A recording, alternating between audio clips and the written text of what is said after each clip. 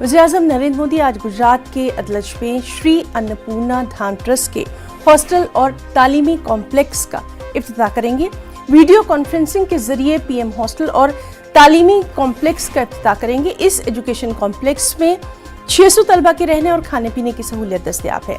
Hostel 150 कमरों पर मुश्तमिल है।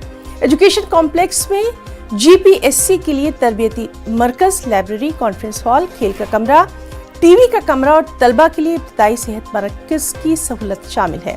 प्रोग्राम के दौरान पीएम जन सहायक ट्रस्ट के हीरामनी आरोग्य धाम का भूमि पूजन भी करेंगे।